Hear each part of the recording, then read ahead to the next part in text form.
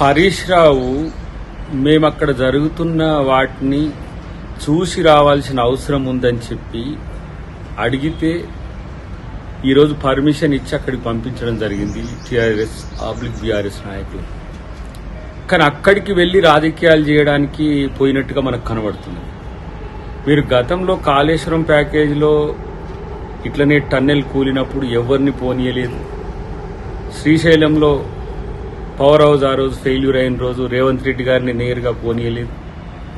మేము ఒక మానవతా దృక్పథంతో ప్రతిపక్ష నాయకులు కూడా దాన్ని చూడాలనే ఉద్దేశంతో అక్కడికి పోతామంటే మనం వద్దనొద్దని చెప్పి పంపిస్తే అక్కడికి పోయి ఆడ జరిగిన సంఘటనను ఎట్లా రెస్క్యూ చేయడానికి వాళ్ళు చేస్తారో ఆ ప్రయత్నాలు చూసి వచ్చేది పోయి ఆ రెస్క్యూ ఆపరేషన్ చేస్తున్న వాళ్ళకే ఈయన సూచనలు ఇష్టానికి పోయినట్టుగా చెప్తున్న పరిస్థితి ఉన్నది.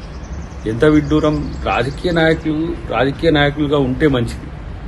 ఆ రోజు రాత్రి ఏదో జరిగితే తెల్లారిపోవద్దని అని వాళ్ళు అన్నారని అయినా కానీ పంపించారంటే ఆడ ఉత్తమ్ కుమార్ రెడ్డి గారు ఉండి పంపించిండ్రా, ఆడ రేవంత్ రెడ్డి గారు ఉండి పంపించారు. అక్కడ ఉన్న పనికి సంబంధించిన టెక్నోక్రాట్స్ అది చేసిన పని, అది ఒక ప్రకృతి విలయంలాగా మనం చూడాల్సిందే తప్పితే దానితో రాజకీయం చేయాలనుకోవడం సిగ్గుచేటు. ఇది మంచి పద్ధతి కాదు హరీష్. ఇలా మీరు ఎప్పుడూ ఎక్కడికి కూడా ప్రతిపక్ష నాయకులు పంపించిన చరిత్ర లేదు. పంపించకపోతే పంపించలేదని పంచాయతీ పెడతారు, పంపిస్తేనేమో ఇట్లాంటి పనికిరాని అంశాలను తెర మీదకి తీస్తారు. అక్కడ జరిగిన సంఘటన పట్ల మీకేమన్నా ఒక విచారకరం వ్యక్తం చేసినట్టుగా కనిపించట్లేదు. కాంగ్రెస్ పార్టీనో కాంగ్రెస్ ప్రభుత్వాన్నో లేకపోతే మంత్రి గారినో ఎవరినో ఒకరిని ముద్దాయిగా చేయడానికి మీరు అక్కడికి పోయినట్టుగా కనబడుతున్నది అనేది మేము అనుకుంటున్నది.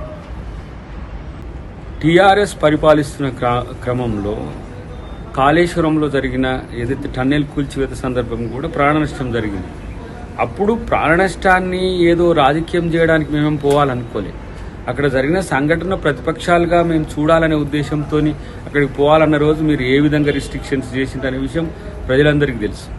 అన్నిటికంటే ముఖ్యంగా శ్రీశైలం సంబంధించిన పవర్ హౌస్ ఫెయిల్యూర్ అప్పుడు పవర్ హౌస్ అక్కడ మంటలు చెలరేగినప్పుడు ఆ జిల్లాకు చెందిన నాయకునిగా రేవంత్ రెడ్డి గారు ఆ రోజు పీసీసీ ప్రెసిడెంట్గా కూడా ఉన్నారు. ఆ రోజు పోవడానికి ప్రయత్నం చేస్తే ఆ రోజు కూడా అడ్డుకున్నాం. ఆ రోజు మల్లు రవి గారు కానీ రేవంత్ రెడ్డి గారు కానీ పోవాలనుకుంటున్నాం. మీరు మీ పరిపాలన కాలంలో ఎంత ఏమంటారు ప్రతిపక్షాల పట్ల వ్యతిరేకత ఉన్నారో మీరు అర్థం చేసుకోండి. కానీ ఈరోజు అధికారంలో ఉన్న మేమేమి మిమ్మల్ని నిలువరించడానికి ఏం ప్రయత్నం చేయలే. పర్మిషన్ కోరకుండా మేము పోతామని చెప్తే మీకు వెసులుబాటు కల్పించే ప్రయత్నం చేసినాం. అన్నిటికంటే ముఖ్యంగా రెస్క్యూ టీముకు పోయి మీరు సూచనలు సలహాలు ఇచ్చేది ఏమీ లేదు ప్రత్యేకంగా. అక్కడ వివిధ రకాల సంబంధించిన ఏజెన్సీస్ ఉన్నాయి. ఎవరి పని వాళ్ళని చేసుకొనిస్తే చాలు. ఇలా మీడియాను మేనేజ్ చేస్తుండ్రు అని అంటే మీడియా అక్కడ ఉండి ఎన్నో రోజుల నుంచి రిపోర్టింగ్ చేస్తున్నది. వాళ్ళని మేమేం రిస్ట్రిక్షన్ చేస్తలేము, మేము కంట్రోల్ చేస్తలేము. ఆ విషయం గుర్తుపెట్టుకుంటే మంచిది. ఊరికనే రాజకీయాల కొరకు మాట్లాడితే వచ్చేది ఏం లేదని తెలుసుకుంటే మంచిది.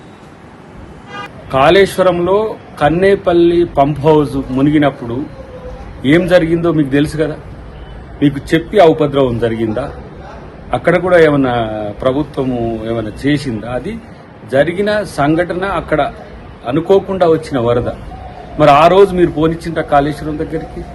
కనీసం మీరు టూరిస్ట్ లాగా అందరినీ గవర్నర్ గారి నుంచి మొదలు పెడితే ఇతర దేశాల వాళ్ళు వచ్చినా ఎవరు వచ్చినా కూడా బస్సులు ఇచ్చి పంపించి టూరిజంగా కాళేశ్వరం చూసినామని పంపించింది. కానీ ప్రతిపక్ష నాయకులుగా ఏ రోజైనా కాంగ్రెస్ పార్టీ నాయకులను అక్కడికి వెళ్ళనిచ్చిండ్రా? లేదు. ఇతరత్ర ఎవరైనా ఇతర పార్టీలకు సంబంధించిన వాళ్ళు కానీ ఉద్యమకారులు కానీ లేదంటే కోదండరామ్ గారు లాంటి వాళ్ళు కానీ అక్కడికి వెళ్లి చూసి వస్తామంటే పోనిచ్చిండ్రా? మీకు మాకుండే తేడా అది. దానికి ఎంత ఖర్చు పెట్టిండ్రు ఏంటి అనేది చరిత్ర చెప్తుంది. ఎస్ఎల్బీసీని మీకు ఎందుకు అన్యాయం చేసిండ్రు? ఇప్పుడు మీ వల్లనే ఇప్పుడు అది ఇలా ఏది మూలబడిపోయి మొత్తం అదొక పడాగుబడ్డ క్షేత్రంగా ఉండబట్టే ఇలాంటి ఉత్పాతం జరిగిందనేది అందరు అంటున్న పరిస్థితి. అది పక్కన పెట్టేసి మీరు అక్కడికి పోనీయరు, మమ్మల్ని ఇక్కడికి పోనీయరు, ప్రభుత్వ వైఫల్యము నిజంగా పట్టించుకుంటే ఇట్లా అని చెప్పేసి. కాబట్టి ఇవన్నీ కూడా పొంతన లేని సమాధానాలు, పొంతన లేని చర్చలు. ఇప్పుడు ఆ జరిగిన సంఘటనలో ఆ 8 కుటుంబాలను ఎట్లా ఆదుకోవాలనే అంశం మీద ప్రభుత్వం ప్రయత్నం చేస్తుంది. రెస్క్యూని ఈజీగా రిజాల్వ్ చేసి దాన్ని మళ్లీ పని మొదలు పెట్టేటట్టుగా ప్రభుత్వం ప్రయత్నం చేస్తుంది.